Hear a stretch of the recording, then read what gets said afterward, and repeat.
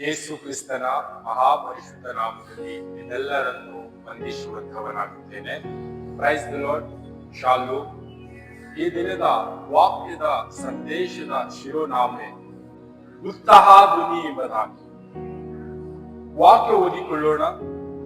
ಕೀರ್ತನೆಗಳು 92:4 ವಚನ ಓದಿಕೊಂಡು ಸ್ವಲ್ಪ ಧ್ಯಾನ ಮಾಡಿಕೊಳ್ಳೋಣ. ಯೆಹೋವನೇ, ನಿನ್ನ ಕ್ರಿಯೆಗಳಿಂದ ನನ್ನನ್ನು ಸಂತೋಷಪಡಿಸಿದಿ. ನಿನ್ನ ಕೆಲಸಗಳ ದೆಸೆಯಿಂದ ಉತ್ಸಾಹ ಧ್ವನಿ ಮಾಡುತ್ತೇನೆ. ಈ ವಾಕ್ಯದಲ್ಲಿ ನೋಡುವಾಗ ತಂದೆಯಾದ ದೇವರು ನನ್ನ ಜೀವಿತದಲ್ಲಿ ಮಾಡಿದಂತ ಕ್ರಿಯೆಗಳಿಂದ ನಾನು ಸಂತೋಷವುಳ್ಳವನಾಗಿದ್ದೇನೆ. ತಂದೆಯಾದ ದೇವರು ಮಾಡುವಂತ ಕೆಲಸಗಳ ದೆಸೆಯಿಂದ ನಾನು ಉತ್ಸಾಹ ಧ್ವನಿ ಮಾಡುತ್ತೇನೆ ಎಂಬುದಾಗಿ ಈ ವಾಕ್ಯದಲ್ಲಿ ದಾವೀದನು ಹೇಳುತ್ತಾ ಇದ್ದಾನೆ. ನಮ್ಮ ಜೀವಿತದಲ್ಲಿ ನಾವು ನೋಡುವಾಗ, ಒಂದು ಉದಾಹರಣೆ ಈ ಲೋಕದಲ್ಲಿ ನೋಡುವಾಗ, ಯಾರಾದರೂ ನಮಗೆ ಸಹಾಯ ಮಾಡಿದರೆ ನಾವು ಅವರು ನಮಗೆ ಯಾವಾಗೆಲ್ಲ ಸಿಗ್ತಾರೋ ಅವರಿಗೆ ನಾವು ತುಂಬು ಹೃದಯದ ಧನ್ಯವಾದಗಳು ಹೇಳುತ್ತೇವೆ. ಅವರು ಮಾಡಿದಂತ ಕಾರ್ಯಗಳು ನೆನೆಸಿದವರಾಗಿ ನಾವು ಸಂತೋಷ ಪಡುತ್ತೇವೆ. ಅದೇ ರೀತಿಯಾಗಿ ಸರ್ವಲೋಕದ ಒಡೆಯನು, ಭೂಮಿ ಆಕಾಶಗಳ ಸೃಷ್ಟಿಕರ್ತನು, ನಮ್ಮ ರಕ್ಷಕನು, ನಮ್ಮನ್ನು ಪ್ರತಿನಿತ್ಯವೂ ಕಾಯುವಾತನು ನಮ್ಮ ವಿಷಯವಾಗಿ ಕಾರ್ಯ ಮಾಡಿದ್ದಾನೆ. ಆ ಕಾರ್ಯಗಳನ್ನು ನಾನು ನೋಡುವಾಗ ಸಂತೋಷ ಪಡುತ್ತೇನೆ. ನನ್ನ ವಿಷಯವಾಗಿ ಮಾಡಿದಂತ ಕೆಲಸಗಳನ್ನು ನಾನು ನೋಡುವಾಗ ಉತ್ಸಾಹದಲ್ಲಿ ಮಾಡುತ್ತೇನೆ ಎಂಬುದಾಗಿ ದಾವೀದನು ಹೇಳುತ್ತಾ ಇದ್ದಾನೆ. ನಾವು ಈ ಒಂದು ದಿನದಲ್ಲಿ ಲೋಕದಲ್ಲಿ ಜೀವಿಸುವಾಗ ನಮ್ಮ ಜೀವಿತದಲ್ಲಿ ಯೇಸು ಕ್ರಿಸ್ತನು ಮಾಡಿದಂತ ಕಾರ್ಯಗಳು, ಯೇಸು ಕ್ರಿಸ್ತನು ನಮ್ಮ ಜೀವಿತದಲ್ಲಿ ಏನೆಲ್ಲ ಒಂದು ಸಹಾಯ ಮಾಡಿದಾನೋ ಅವೆಲ್ಲವನ್ನು ನಾವು ನೆನೆದು ಉಲ್ಲಾಸದಲ್ಲಿ ನಾವು ಮಾಡುತ್ತಾ ಇದ್ದೇವಾ? ಉತ್ಸಾಹದಲ್ಲಿ ನಾವು ಮಾಡುತ್ತಾ ಇದ್ದೇವಾ? ನಮ್ಮ ಜೀವಿತದಲ್ಲಿ ನಾವು ನೋಡುವಾಗ ನಾವು ಕತ್ತಲೆ ಜೀವಿತದಲ್ಲಿದ್ದೆವು, ಪಾಪದ ಜೀವಿತದಲ್ಲಿದ್ದೆವು, ನಾಶನ ಮಾರ್ಗದಲ್ಲಿದ್ದೆವು. ನಮ್ಮ ಕಣ್ಣಿನ ಆಸೆ, ಬದುಕು ಮಾಡಿನ ಡಬ್ಬ, ಈ ಲೋಕದಲ್ಲಿ ನಮಗೆ ಏನನ್ನು ಸರಿ ಕಾಣುತ್ತದೋ ಅದನ್ನೇ ಮಾಡುತ್ತಾ ನಮ್ಮದೇ ಆದಂತ ಆಲೋಚನೆಯಲ್ಲಿ ಈ ಲೋಕದಲ್ಲಿ ಜೀವಿಸುತ್ತಾ ಇದ್ದೆವು. ಆ ಒಂದು ಸಮಯದಲ್ಲಿ ಯೇಸು ಕ್ರಿಸ್ತನ ವಾಕ್ಯವು ನಮ್ಮ ಬಳಿಗೆ ಬಂತು. ನಿಜವಾದ ದೇವರು ಯೇಸು ಕ್ರಿಸ್ತನು ನನ್ನ ರಕ್ಷಕನು, ನನ್ನ ಒಡೆಯನು, ನನ್ನ ಪಾಪದ ವಿಮೋಚಕನು ಎಂಬುದಾಗಿ ನಾನು ತಿಳಿದುಕೊಂಡೇನು. ಆ ತಿಳಿದುಕೊಂಡಂತ ವಿಷಯವಾಗಿ ನಾನು ಸಂತೋಷ ಪಡ್ತಾ ಇದ್ದೇನಾ? ನಾನು ಉತ್ಸಾಹದಲ್ಲಿ ಮಾಡ್ತಾ ಇದ್ದೇನಾ? ಯೇಸು ಕ್ರಿಸ್ತನು ನಮ್ಮ ಜೀವಿತದಲ್ಲಿ ದೊಡ್ಡ ಕಾರ್ಯ ಮಾಡಿದ್ದಾನೆ. ಏನು ದೊಡ್ಡ ಕಾರ್ಯ ಎಂಬುದಾಗಿ ನೋಡುವಾಗ, ಪಾಪದ ಜೀವಿತದಿಂದ ಬಿಡಿಸಿ ನಿತ್ಯ ಜೀವಕ್ಕೆ ನಮ್ಮನ್ನು ಕರೆದಿದ್ದಾನೆ. ಪ್ರತಿನಿತ್ಯವೂ ನಾವು ನಿತ್ಯ ಜೀವವನ್ನು ಜೀವಿಸುವುದಕ್ಕಾಗಿ ನನ್ನ ಮಗನು, ನನ್ನ ಮಗಳೇ ಎಂಬುದಾಗಿ ನಮ್ಮನ್ನು ಕರೆದಿದ್ದಾನೆ. ಇದು ಮಹತ್ತಾದ ಕಾರ್ಯ. ಈ ಕಾರ್ಯವನ್ನು ನಾನು ನೆನೆಸುವಾಗ ಸಂತೋಷ ಪಡುತ್ತೇನೆ. ಯಾಕೆ ಸಂತೋಷ ಪಡುತ್ತೇನೆ?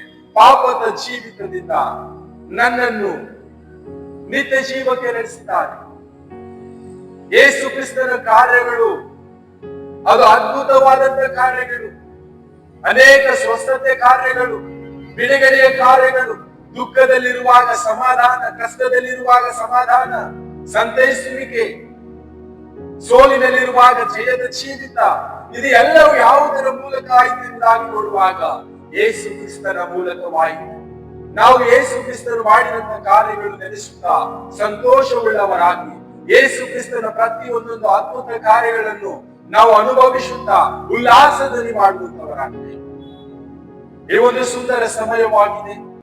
ನಾನು ಯಾಕೆ ಸಂತೋಷವಾಗಿರಬೇಕು, ಯಾಕೆ ಉತ್ಸಾಹದಲ್ಲಿ ಮಾಡಬೇಕೆಂಬುದಾಗಿ ವಾಕ್ಯದ ಮೂಲಕ, ಸತ್ಯವೇದದ ಮೂಲಕ ನಾವು ತಿಳಿದುಕೊಂಡಿದ್ದೇವೆ.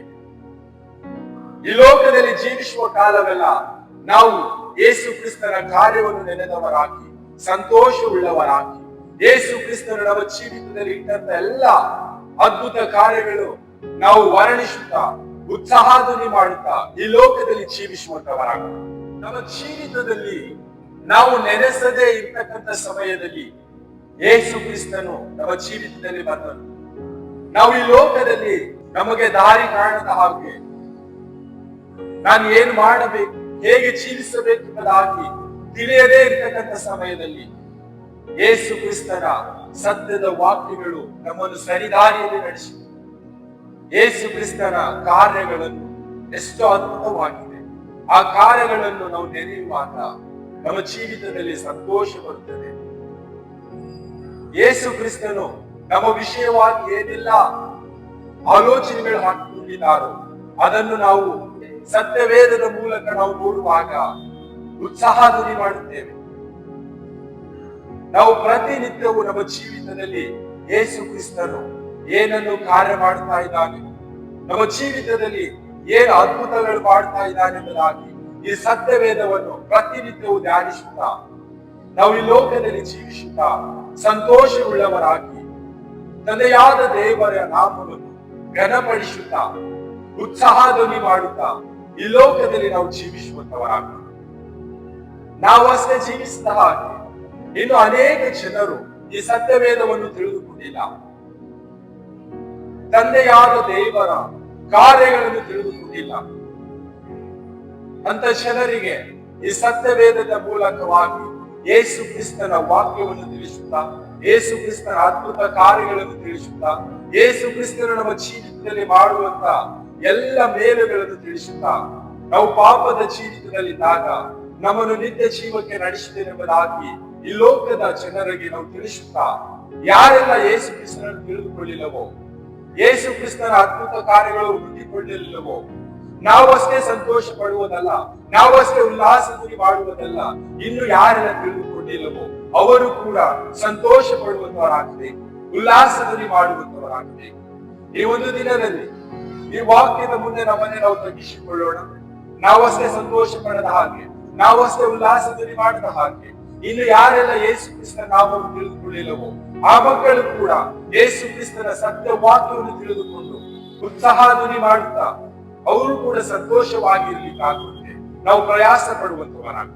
ಕರ್ತನ ಈ ವಾಕ್ಯವೆಲ್ಲರ ಆತ್ಮವನ್ನು ಆಶೀರ್ವದಿಸಲಿ. ಆಮೆನ್.